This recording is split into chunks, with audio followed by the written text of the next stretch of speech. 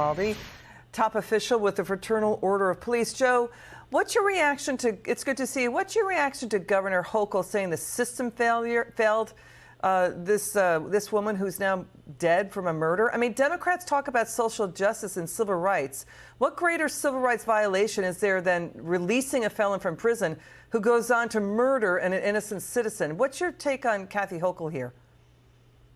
You know, for the life of me, I can't understand any rational person that still supports this crap. And she's the governor. She could have already changed it. I mean, anywhere they have done bail reform, it has been an abject failure. In Harris County, Houston, 200 people have been murdered by suspects that were already out on multiple felony bonds. The failure to appear rate is at 82%, Liz. 82% of people aren't showing up for their court dates. In Cook County in Chicago, the bail reform there has released people. Nearly 50% have committed another violent crime while they're out. And additionally, we've seen the same data coming out of California. You know, these Democrats, they act like bail reform is some huge accomplishment when all it's been is a complete disaster. President Biden, Joe, last year said he wants cities to follow New York's lead on crime. Cities and states to follow New York. Crime is up double digits in New York City. Democrat Senate candidates, including Raphael Warnock, Sherry Beasley, Tim Ryan, and Mandela Barnes in Wisconsin, all support ending cash bail.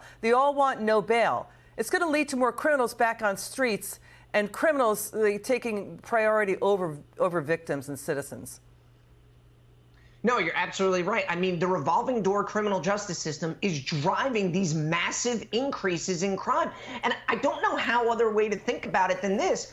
They don't care about victims. The Democratic Party, these people that are running for office, that are still supporting bail reform, that are supporting these rogue DAs, they don't give a damn about these victims. These are mothers, fathers, daughters, sons who are being murdered in our streets. Statistically, it is the most dangerous time in this country that it has been in 30 years, and yet these people act like it's a joke. I mean, everybody needs to get serious about crime, and I certainly hope that people going in and voting for the midterms are taking it seriously. Watch senior Biden advisor Keisha Lance Bottoms try to blame Trump for crime. Watch this.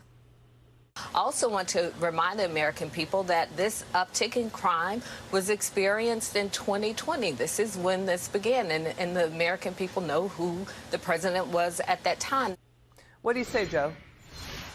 You know, I've gotten so used to this false narrative, it's so easy to counter. Actually, the huge increase in crime started in 2018. It increased in 2019, and we started sounding the alarm then that it was due to rogue prosecutors and activist judges who kept letting criminals out over and over again. And you know what President Trump did? He invited us to the White House and tried to give us any resource we could need to stop this. President Biden hasn't invited us there to have a summit on crime in this country, despite the fact that we're seeing historic people being murdered, historic numbers that we haven't seen. And it's impacting our minority communities the worst, to the tune of 12 times the homicide rate for Black Americans to everyone else. So where's the outrage? Defund police, no cash bail, all of that started in 2020. Let's show, a lot of that started. Let's show what the polls say voters want on crime, that weak on crime policies put criminals over constituents. That's a fear among voters and law-abiding citizens. And we also have sound that we want you to listen to, Joe.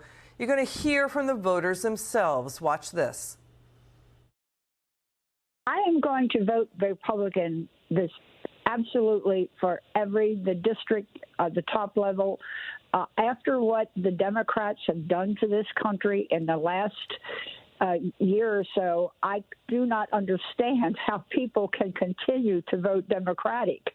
Every time someone's being let out on the street again and again, they're doing a disservice, and they're pretty much saying that these victims' traumas were in vain. This man intentionally tried to kill us. The shot went through my door to the pillar to the kitchen. I was cooking food for my kids. And I had asked the judge, I said, how many more women does this defendant have to hurt for it to matter to this court? They're out here on these streets committing murders after murders because no one is held accountable in court. I went to the side of my bed and I grabbed our gun. He kicks the door in. As soon as he kicks the door in and tries to take a step in my house, that's when I shot him, and he ran off. If I didn't have any kind of weapons, I don't know what I would have did. I've never thought I would have to shoot that gun, ever. I didn't have time to be afraid.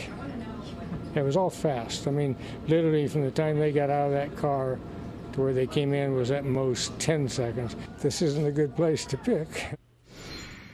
You know, this is just embarrassing. And it's a shame and it's immoral. It's just evil.